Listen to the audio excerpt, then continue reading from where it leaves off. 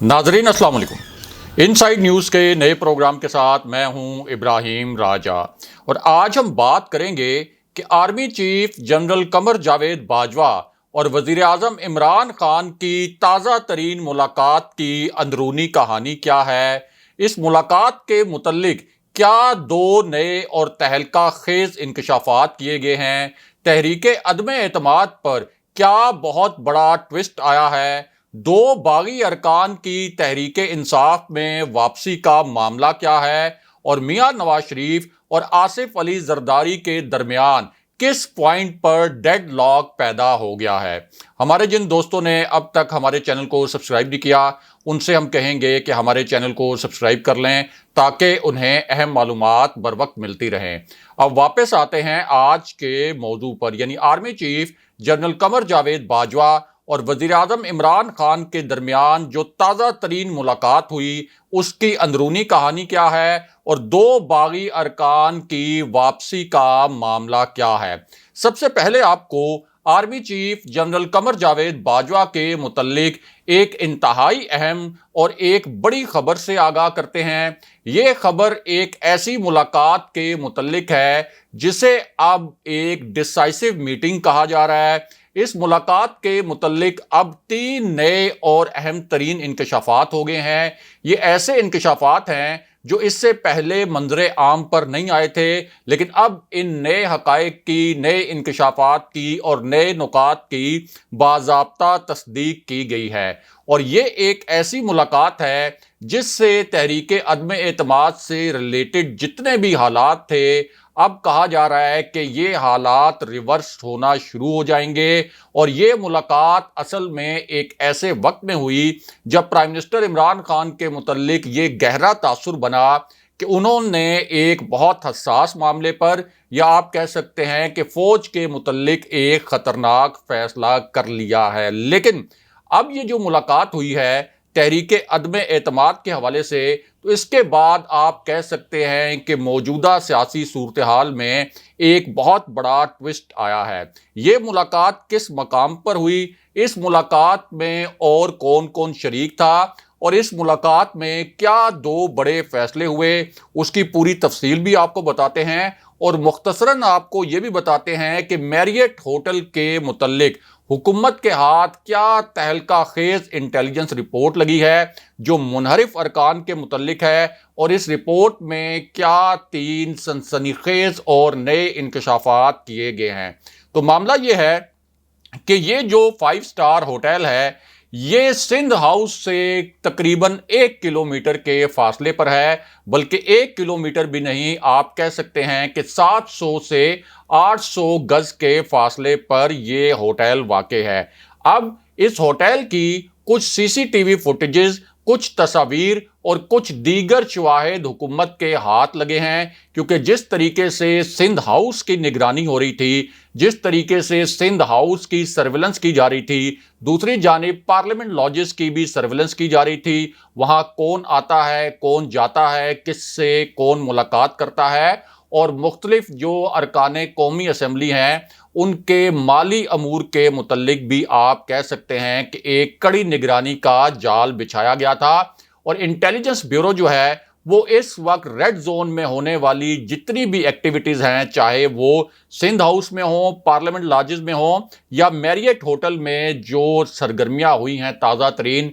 इस हवाले से बहुत फाल थी। और अब इंटेलिजेंस ब्यूरो ने एक तहलका खेज नई रिपोर्ट हुकूमत को सबमिट की है। ये जो सबमिट की गई है रिपोर्ट, ये आप कह सकते हैं कि इस 5 स्टार होटल में होने वाली एक एक्टिविटी के मुतल्लिक है। और हुकूमत के पास अब जो फुटेज आई है ये 3 गाड़ियों के मुतल्लिक है। ये गाड़ियां सिंध हाउस से मैरियट होटल में दाखिल हुई थी और ये जो 5 स्टार 5 सितारा होटल है, यहाँ जब ये गाड़ियां दाखिल हुई तो देखा ये गया हुकूमती दावों के मुताबिक कि जो मुनहरिफ अरकान हैं वो इन गाड़ियों से उतरे एक एक करके। इनके लिए इस होटल में 13 कमरे बुक कराए गए थे। इसके अलावा 4 कमरे मजीद भी ऐसे थे जिनकी इजाफी बुकिंग करवाई गई थी। इनमें से ایک کمرے میں شرجیل میمن موجود تھے اور ایک کمرے میں پیپلز پارٹی کے امیدوار موجود تھے، جن کے متعلق یہ کہا جاتا ہے کہ ان کے پاس بے تحاشا دولت ہے، اور ان کی آصف علی زرداری اور بلاول بھٹو کے ساتھ جو تصاویر ہیں وہ بھی منظر عام پر آ چکی ہیں۔ اب یہ جو سی سی ٹی وی فوٹیج ہے، اس میں دیکھا گیا کہ سندھ ہاؤس سے جو گاڑیاں اس ہوٹل میں پہنچی، ان میں سے ایک تو منحرف رکن، باغی رکن، جن کو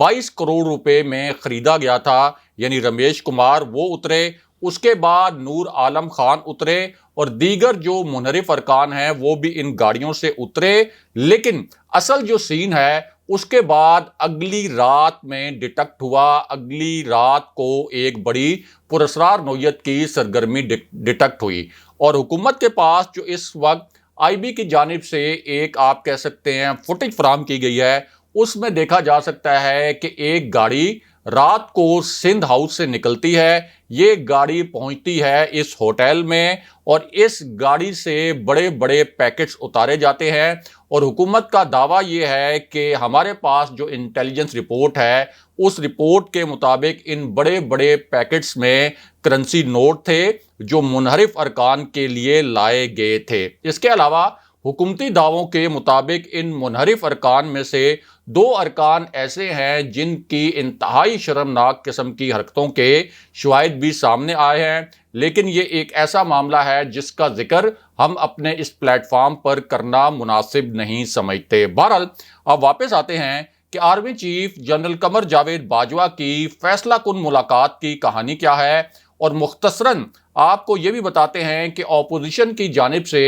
اب سپریم کورٹ کے جج صاحبان کو اپنے ساتھ ملانے کی سازش کے متعلق کیا دھماکہ خیز انکشاف ہوا ہے، اور یہ انکشاف اعلیٰ ترین سطح پر ہوا ہے۔ ایسا نہیں ہے کہ یہ کوئی ایسی خبر ہے جو کہ نجی کسی محفل میں کوئی بات کی ہو کسی نے اور وہاں سے یہ خبر لیک ہوئی ہو، یا کوئی ذرائع سے یہ خبر جو ہے وہ لیک کی گئی ہو، بلکہ اب یہ انکشاف اعلیٰ ترین سطح پر کیا گیا ہے، اور یہ انکشاف ایک ایسے وقت میں ہوا جب سپریم کورٹ میں صدارتی ریفرنس کی سماعت ہو رہی تھی۔ اب جو 5 رکنی بینچ، لارجر بینچ جس کو کہا گیا ہے، یہ بینچ اس صدارتی ریفرنس کی سماعت کر رہا ہے، لیکن اسی پوری سچویشن میں اب وزیر اعظم عمران خان نے خود 3 انکشافات کیے ہیں، جن میں سے 2 انکشافات سپریم کورٹ کے جج صاحبان کے متعلق ہیں، اور ایک انکشاف اسٹیبلشمنٹ کے متعلق ہے، یعنی پاکستان کے طاقتور حلقوں کے متعلق، پاکستان کے فیصلہ ساز حلقوں کے متعلق، اور براہ راست اور آسان الفاظ میں آپ کہیں تو پاک فوج کے متعلق ہے۔ اب پہلا انکشاف تو پرائم منسٹر عمران خان نے یہ کیا کہ لندن میں بیٹھا ایک شخص، اور ان کا جو اشارہ تھا وہ میاں نواز شریف کی جانب تھا، جن کی میڈیکل رپورٹس کے متعلق بھی پرائم منسٹر عمران خان کو ایک انٹیلیجنس انفارمیشن پہنچائی گئی تھی کہ یہ میڈیکل رپورٹس جعلی تھیں۔ اب پرائم منسٹر عمران خان نے یہ کہا کہ لندن میں بیٹھا ایک شخص واپس آ کر سب سے پہلے ٹی وی چینلز میں پیسہ چلائے گا۔ اس کے بعد ایک اور دھماکہ خیز انکشاف پرائم منسٹر نے یہ کیا کہ الیکشن کمیشن پہلے ہی اس شخص کے ساتھ اور اس شخص کی پارٹی کے ساتھ مل چکا ہے۔ پرائم منسٹر نے کہا کہ یہی شخص یعنی میاں نواز شریف اب پاکستان کی عدلیہ پر حملہ کرے گا، ابھی سے یہ عدلیہ کو تقسیم کرنے کی کوشش کر رہا ہے، اور ابھی سے سپریم کورٹ کے جج صاحبان کو اپنے ساتھ ملا رہا ہے۔ یہ الفاظ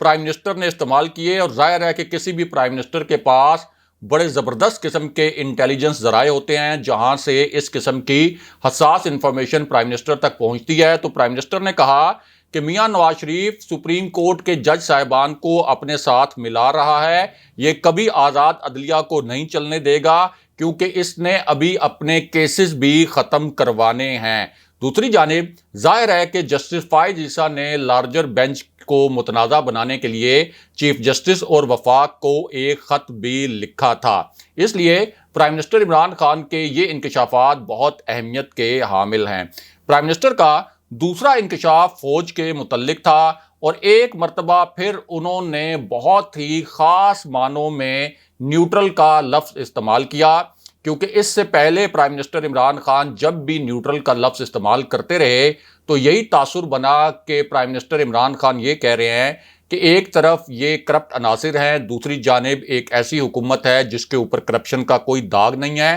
ایک جانب 30 سال تک باریاں لینے والے عناصر ہیں جن کے اوپر کرپشن کے جو شواہد ہیں وہ عدالتوں میں پیش کیے جا چکے ہیں، لیکن اس کے باوجود اسٹیبلشمنٹ اگر نیوٹرل رہتی ہے تو یہ کوئی آپ کہہ سکتے ہیں کہ بہت قابل ستائش بات نہیں ہے، یہ کوئی فیئر عمل نہیں ہے۔ تو اب پرائم منسٹر عمران خان نے دوبارہ سے نیوٹرل کا لفظ استعمال کیا اور انہوں نے کہا کہ میاں نواز شریف کا اگلا حملہ پاک فوج پر ہوگا۔ میاں نواز شریف کو میں تب سے جانتا ہوں جب یہ بیچارہ کرکٹ کھیلتا تھا اور اپنے امپائر کھڑے کر کے کرکٹ کھیلتا تھا، یہ بہت معنی خیز بات تھی۔ اور کیا اس کا مطلب یہ ہے کہ عمران خان سمجھتے ہیں کہ میاں نواز شریف اب بھی یہ جو سیاسی میچ کھیل رہے ہیں اس میں انہوں نے کوئی اپنے امپائر کھڑے کر رکھے ہیں؟ اس کے بعد پرائم منسٹر عمران خان نے کہا کہ اللہ نے انسان کو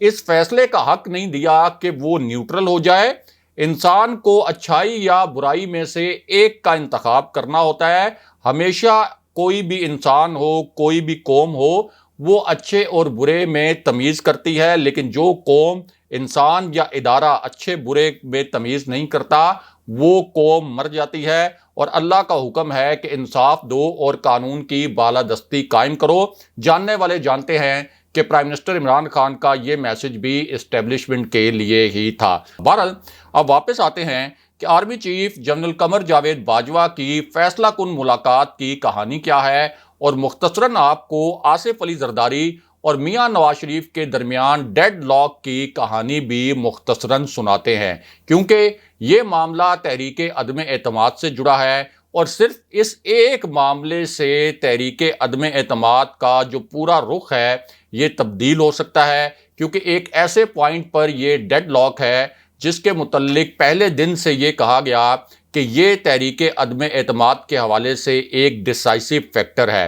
اور وہ فیکٹر یہ تھا کہ آصف علی زرداری کی جو پرویز الہی سے ملاقات ہوئی تھی اس میں آصف علی زرداری نے پرویز الہی کو وزارت اعلیٰ کی آفر کی تھی، لیکن بعد میں میاں نواز شریف مکر گئے جب انہوں نے دیکھا کہ 12-13 کے قریب منحرف ارکان پی ٹی آئی کے اس وقت اپوزیشن کے ساتھ مل گئے ہیں 24 کروڑ روپے کے عوض، تو اس کے بعد انہوں نے کاف لیگ کو یعنی چودھری پرویز الہی کو وزارت اعلیٰ دینے سے انکار کر دیا۔ اب آصف علی زرداری تو اس معاملے پر میاں نواز شریف سے ناراض تھے، لیکن نون لیگ نے اب ایک نیا فارمولہ کاف لیگ کے سامنے رکھا، اور یہ فارمولہ رکھا کہ ہم آپ کو وزارت اعلیٰ نہیں دیتے بلکہ اس کے بدلے میں پنجاب میں 20 نشستیں دیتے ہیں اور وفاق میں بھی 10 نشستیں دیں گے۔ یعنی اس وقت کاف لیگ کی وفاق میں قومی اسمبلی میں 5 نشستیں ہیں، پنجاب اسمبلی میں 10 نشستیں ہیں، لیکن نون لیگ اب ان کو آفر یہ کر رہی ہے کہ پنجاب میں آپ کی 20 نشستوں پر ہم اپنے امیدوار نہیں کھڑے کریں گے، آپ کو سپورٹ کریں گے، اور قومی اسمبلی کی 10 نشستوں پر اپنے امیدوار نہیں کھڑے کریں گے، آپ کو سپورٹ کریں گے، اور اس طرح یقینی بنائیں گے کہ آپ کو پنجاب اسمبلی میں 20 نشستیں ملیں اور قومی اسمبلی میں 10 نشستیں ملیں۔ لیکن اس معاملے میں ایک بہت بڑا ٹوسٹ اور بھی ہے، اور وہ ٹوسٹ یہ ہے کہ کاف لیگ نے اب ان سے یعنی نون لیگ سے تحریری ضمانت مانگی ہے، کیونکہ جس طریقے سے پہلے میاں نواز شریف چودھری پرویز الہی کو وزارت اعلیٰ کی آفر کر کے مکر چکے ہیں، اب کاف لیگ اتنی آسانی سے نون لیگ پر اعتماد کرنے کے لیے تیار نہیں ہے، لیکن دوسری جانب نون لیگ اب بھی تحریری ضمانت کاف لیگ کو ان نشستوں کے حوالے سے دینے پر آمادہ نظر نہیں آتی۔ بہرحال اب بات کرتے ہیں کہ جنرل باجوہ کی فیصلہ کن ملاقات کی اندرونی کہانی کیا ہے۔ اب یہ جو ملاقات ہے یہ ایک ایسے وقت میں ہوئی جب اسلام آباد میں کچھ مخصوص قسم کی اطلاعات گردش کر رہی تھیں، ان اطلاعات پر بہت زیادہ بحث بھی ہو رہی تھی، اور کچھ حلقے یہ بھی کہہ رہے تھے کہ اگر یہ اطلاعات سچ ثابت ہوتی ہیں تو پھر پاکستان کے اندر ایک بڑا خطرناک محاذ بھی کھل سکتا ہے، کیونکہ کچھ حلقے تحریک عدم اعتماد اور موجودہ جو سیاسی صورتحال ہے اس کو army chief general Qamar Javed Bajwa کی ممکنہ ایکسٹینشن سے بھی جوڑ رہے تھے، اسی طرح اس عدم اعتماد کو نئے آرمی چیف کی ممکنہ تقرری سے بھی جوڑا جا رہا تھا۔ اب army chief general Qamar Javed Bajwa کا جو ایکسٹینڈڈ ٹینیور ہے، ان کی دوسری مدت ملازمت وہ 29 نومبر 2022 کو ختم ہو رہی ہے، اور اگر پرائم منسٹر عمران خان چاہیں تو ان کو ایکسٹینشن دے دیں۔ یہ پرائم منسٹر عمران خان کا آئینی استحقاق ہے۔ اگر جنرل باجوہ کو ایکسٹینشن ملتی ہے تو یہ 1.25 سال کی ایکسٹینشن ہوگی، 3 سال کی ایکسٹینشن نہیں ہو سکتی، کیونکہ جو حالیہ قانون سازی کی گئی تھی اس کے مطابق کسی بھی آرمی چیف کی جو زیادہ سے زیادہ عمر کی حد ہے وہ 64 سال مقرر کی گئی تھی، اور اگر prime minister Imran Khan general Bajwa کو ایکسٹینشن نہیں دیتے یا جنرل باجوہ خود ایکسٹینشن نہیں لیتے تو پھر ایک سینیورٹی لسٹ موجود ہے جس میں نمبر 1 پر جنرل عاصم منیر موجود ہیں جو کور کمانڈ کر چکے ہیں گجرانوالہ کی، دوسرے نمبر پر جنرل ساحر شمشاد مرزا موجود ہیں جو اس وقت راولپنڈی کے کور کمانڈر ہیں، اس سے پہلے چیف آف جنرل سٹاف رہ چکے ہیں، تیسرے نمبر پر جنرل اظہر عباس ہیں جو اس وقت چیف آف جنرل سٹاف ہیں، اس سے پہلے راولپنڈی کے کور کمانڈر رہ چکے ہیں، چوتھے نمبر پر جنرل نعمان محمود ہیں جو پشاور کے کور کمانڈر رہ چکے ہیں، اور 5ویں نمبر پر سابق ڈی جی ISI جنرل فیض حمید ہیں جو کہ اس وقت پشاور کی کور کمانڈ کر رہے ہیں۔ اب اس پوری سچویشن میں یہ اطلاعات بھی آئیں کہ پرائم منسٹر عمران خان نے 2 فائلز جو ہیں اور 2 سمریز وہ صدر عارف الوی سے سائن کروا لی ہیں، ان پر باقاعدہ دستخط کروا لیے ہیں، اور پرائم منسٹر عمران خان نے صدر عارف الوی سے ایک بڑی خاص ملاقات بھی کی تھی۔ ان میں سے ایک سمری کے متعلق یہ دعویٰ کیا گیا کہ یہ جو سمری تھی یہ نئے آرمی چیف کی ممکنہ تقرری کے متعلق تھی، اور ایک سمری ایسی تھی جو جنرل باجوہ کی ممکنہ ایکسٹینشن کے متعلق تھی۔ اس کے بعد جنرل باجوہ اور پرائم منسٹر عمران خان کی ایک بہت اہم ملاقات ہوئی،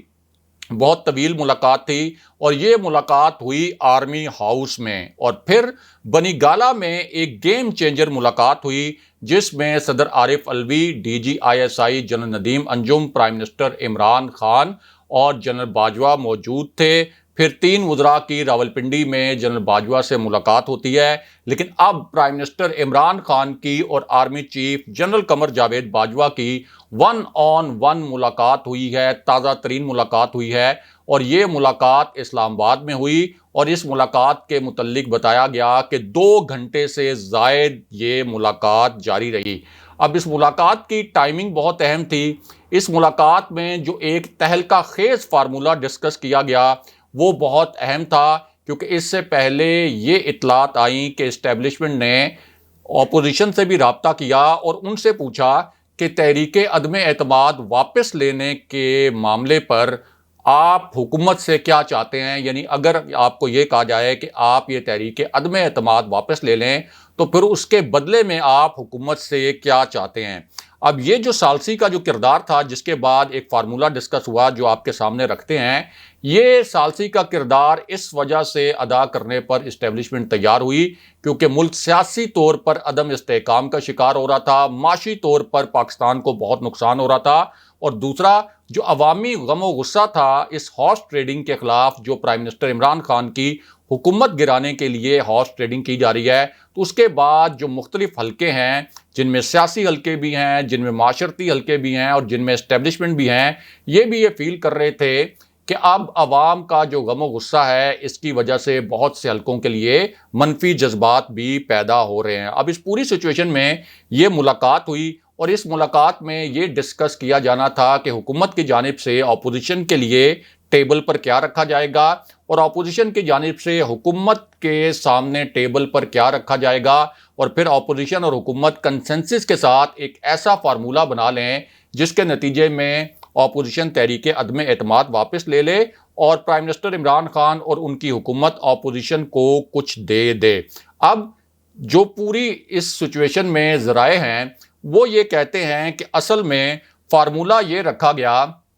یعنی یہ جو پوری ثالثی والا ایک عمل شروع ہوا جس میں 2-3 لگاتار ملاقاتیں ہوئیں اپوزیشن کی بھی اسٹیبلشمنٹ کے ساتھ، پھر پرائم منسٹر عمران خان کی بھی، اس میں فارمولہ یہ رکھا گیا، پہلا فارمولہ کہ اگلے 3 ماہ میں الیکشن ہو جائے۔ یہ فارمولہ آیا اپوزیشن کی جانب سے جو اسٹیبلشمنٹ کو پہنچایا گیا، اسٹیبلشمنٹ نے یہ فارمولہ پھر حکومت تک پہنچایا اور یہ کہا کہ اگر 3 ماہ میں الیکشن ہو جائے تو اپوزیشن تحریک عدم اعتماد واپس لینے پر تیار ہے، لیکن جو حکومتی وزراء ہیں انہوں نے پرائم منسٹر عمران خان کو یہ تجویز دی کہ 3 کے بجائے اگر 6 ماہ میں الیکشن کی تجویز آتی ہے تو پھر ہمیں اس تجویز پر غور کرنا چاہیے، اس کو منظور کرنے پر غور کرنا چاہیے، کیونکہ 6 ماہ کے بعد اگر الیکشن ہوتے ہیں تو جو اس وقت ہمدردی کی لہر ہمارے ساتھ ہے ہم اس کا فائدہ اٹھا سکتے ہیں اور اس کے نتیجے میں ہمیں بڑی تعداد میں نشستیں مل سکتی ہیں۔ لیکن پرائم منسٹر عمران خان جو ہیں وہ اب تک ذرائع کے مطابق نہ تو 3 ماہ کے الیکشن والے فارمولے پر آمادہ نظر آتے ہیں، نہ ہی 6 ماہ والے الیکشن والے فارمولے پر آمادہ نظر آتے ہیں۔ انہوں نے ذرائع کے مطابق اگلے سال مارچ میں اگر الیکشن کروائے جاتے ہیں تو اس پر مشروط رضامندی ظاہر کی ہے، اور دوسری جانب جو 2 باغی ارکان ہیں جن میں ایک احمد حسین دیہڑ شامل ہیں، پھر افضل دھاندلہ شامل ہیں، ان کے متعلق حکومت نے ایک بہت بڑا دعویٰ کیا ہے اور ایک بہت بڑا انکشاف کیا ہے۔ یعنی کل ملا کر یہ 13 ارکان قومی اسمبلی تھے پی ٹی آئی کے، جنہوں نے اپنے 24 کروڑ روپے کے عوض اپنے ووٹ فروخت کیے تھے، لیکن اب ان 2 ارکان کے متعلق حکومت یہ دعویٰ کر رہی ہے کہ انہوں نے حکومت سے رابطہ کیا ہے اور یہ ارکان اب تحریک انصاف میں واپس آ رہے ہیں، اور ان کی دیکھا دیکھی باقی ارکان بھی حکومت کے ساتھ رابطے کرنے کی کوشش کر رہے ہیں، اور ابھی بھی حکومت یہ کہہ رہی ہے کہ اپوزیشن کے لیے 172 کا نمبر پورا کرنا بہت مشکل ہوگا۔ اگلے پروگرام تک کے لیے خدا حافظ۔